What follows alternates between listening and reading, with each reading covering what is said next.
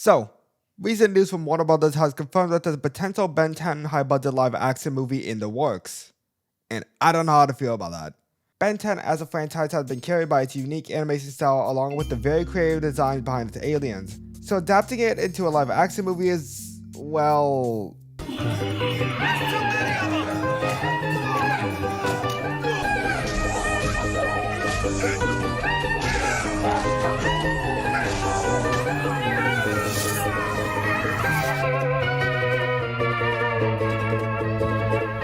not a very good idea. I mean, it's better than How to Train Your Dragon movie, I guess. So with the resurgence in the Ben 10 community, along with a pretty good amount of you liking my episode ranking, I think it'd be fun to run back on an actual good Ben 10 movie that's animated.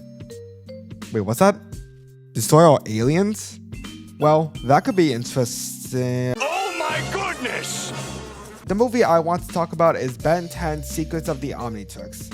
And yes, I'm counting this as a movie. I don't care that HBO Max separated this into an episodic format. Everyone else says it's a movie, so it is a movie. Cartoon Network, along with a lot of other cartoon channels, have produced a lot of movies based on their highest grossing TV shows. This is not only used to obviously bring more cast, but it lets these talented writers make a more condensed, independent story that isn't tied to any of the TV show's previous episodes. For the regular show, we write with this game where we throw fake titles into a hat and then we draw them out of the hat and we put a timer for 2 minutes and then you try to write as much of an episode as you can based on that title. And so we'll kind of write based on those, and that's what turns into episodes, those nuggets.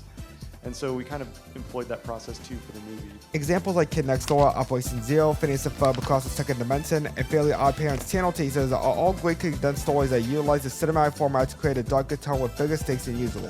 Also, am I like the only one who remembers the Wishology movie? Like, I asked all my friends who've seen Fairly Odd Parents and never heard of it. I remember that movie being sick, but I can't find it anywhere, so now I just have this haunting idea that this movie doesn't exist, even though Google tells me it's real. Along with all these TV movies, Ben 10 Secrets of the Omnitrix was one of them, where Ben's Omnitrix was now on a countdown. After being blasted by Dr. Animal's DNA bomb, it's now initiated in self-destruct mode, and it's now Ben and Tetrax's job to find the creator to stop the countdown. What I like about this movie is that the stakes keep on rising as the movie goes along. At first, it really seemed to only affect Ben, and Tetrax said that they had 4 days to find Azimuth. So you really think there wouldn't be too much issue given how much time they were given. But as the movie continues, we slowly start to understand just how major of a threat this is. Not only are Ben's alien forms speeding up the countdown, but we also learn that if it self-destructs, the entire universe gets obliterated and not just Ben himself. This twist worked because the audience is learning this new information along with Ben. At the start, the movie was portrayed as just a dumb, fun space adventure as we saw Ben fool around and have fun.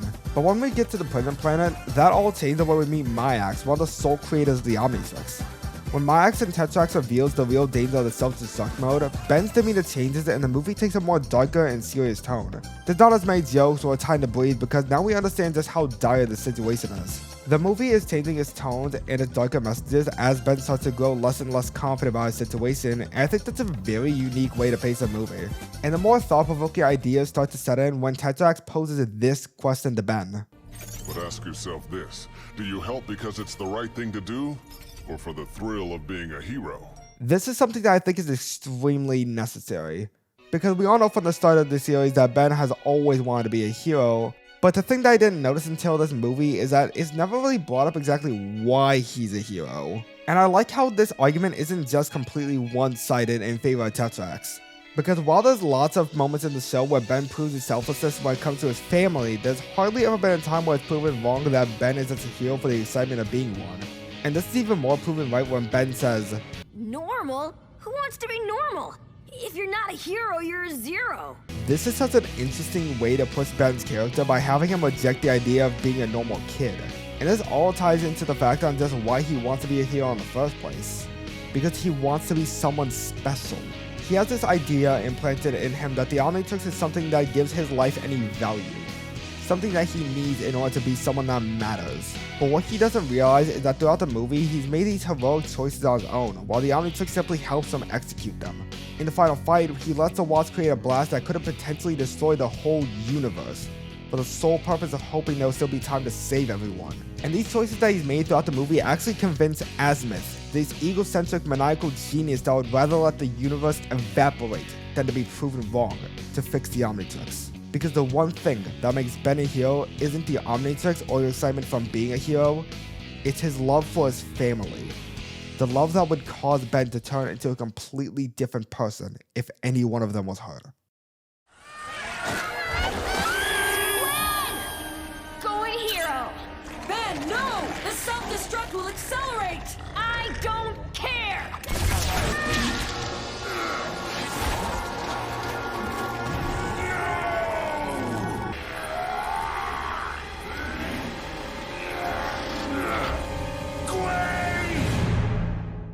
This scene is one of the most haunting scenes in all of Ben 10. The score, the animation, the rise in Ben's anger make the scene extremely impactful to the audience. And the words that Ben keeps uttering to himself is even more heartbreaking. It should have been me. I know it's a very standard dialogue for when a character watches their loved one die due to sacrifice, but I think it works here, because Ben already knows by now that all the events leading to this moment was his own fault. He kept using the Omnitrix and caused the blast at animals, which caused the Omnitrix to self-destruct. And knowing that, and just how selfish he has been throughout the journey, seeing his cousin make an unconditional and unwarranted sacrifice for Ben is something that he couldn't accept. But before he can actually take accountability for his own actions, he shifts the blame on Mayax because, well, it's easier to blame somebody else for his family's death rather than accept his own faults. And Mayax even said, I am a selfish and self-centered being, but it takes one to know one. And so Ben's selfishness is causing him to find any excuse for him to not be the one to tell Max, Gwen died because of me. This entire sequence is entirely within Ben's character that makes them both kind of still unlikable in a sense, but you can really feel what he's going through as you watch this 10-year-old kid watch his cousin sacrifice herself for somebody that hardly ever done the same. And the talk with him and Tetrax was surprisingly sweet. I love how they're kind of similar in a way, and Tetrax can teach him a lesson about moving on to do the right thing, even if the problems at hand are caused by Ben. And that's exactly what he does. Despite the hopelessness of the situation, with Azimuth unwilling to help, Vilgax with the entire army for the Omnitrix, and his inability to use his aliens, Ben still keeps fighting. Because that's what heroes do. I created the Omnitrix to help all the beings of the universe grow closer together.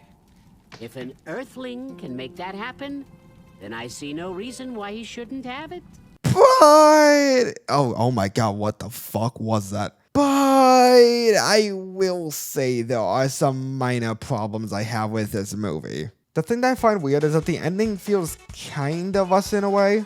And I'm mainly referring to Tetrax and Ben's dynamic. The whole reason that Tetrax didn't trust Ben with the truth of the self-destruct mode is because he didn't believe that he cared about anybody except himself. So after seeing him do the exact opposite as the movie continued, I feel like there should have been at least one last conversation with them. Like maybe Tetrax can talk about how he was wrong about Ben, and while he's not perfect, he can be a true hero when the occasion rises to it. Instead, that just doesn't happen. Like, I know it was kind of hinted at that Tetrax was wrong about Ben when he relayed to him after Gwen's sacrifice, but it didn't feel substantial enough. That and there's like a lot of weird dialogue in this movie. And I don't just mean that some dialogue just doesn't make sense. I mean like there are really good conversation starters for amazing growth that abruptly just ends. For example, Gwen chastises Ben for not knowing how to be selfless after telling him that Pluto sacrificed himself to save her. But then the conversation ends and the movie just continues as if nothing happened. This would have been a really good time to explore that dynamic in a more grounded sense, kind of similar to what the Wizards of Waverly Place movie did. Also, am I the only one who just doesn't understand what Ben is saying here? At first, all I cared about was that I wouldn't be able to go hero anymore. Sometimes you have to see the good in people, and not just be a selfish jerk. Like, what does that mean? Like, are you trying to tell me that you see the good in yourself? Did you think that everyone is just mean to you and that's why you only cared about yourself? Huh? Like for real, I seriously need someone in the comment section to explain this dialogue because I am legitimately confused about this. Lastly, while I do appreciate the depth of exploring Ben's humanity and whether he wants a normal life, I kind of wish to explore it further. There aren't too many scenes to build more weight behind this idea, so the ending where he actually just wants a normal day kinda doesn't feel warranted enough. But overall, this was a fun movie. I think when it comes to a Ben 10 movie, this uses its formula to perfection by having a deeper exploration of Ben's character and how he can be selfless when he needs to, and how that selflessness can affect others, even the one who is most selfish. The animation is also significantly improved, and I like the stills that give it a more comic book look. The action is amazing, and the score is very unique and stays away from the usual music used in the show, but has the same style to it. The jokes are funny and way baked introduction is great. And despite my thoughts behind the live-action Ben 10 movie, if they keep the core mechanics of this movie and add their own creativity, then I think it could be a total success. Secrets of the Omnitrix is, in my opinion, the perfect standard for a Ben 10 movie, animation or live action.